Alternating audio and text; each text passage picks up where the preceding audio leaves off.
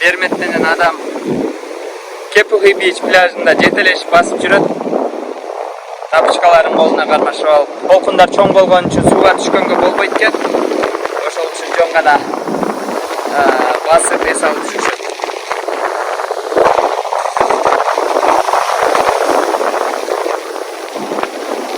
Ушундай чоң толкундар экен. Бүгүн.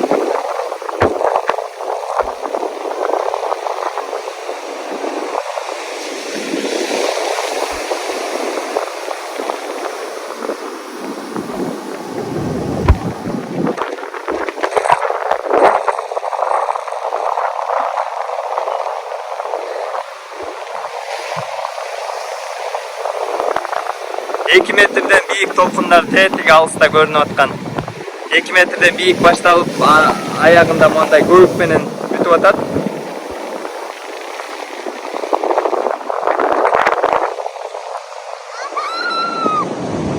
Бул жак биздин жашаган резорт.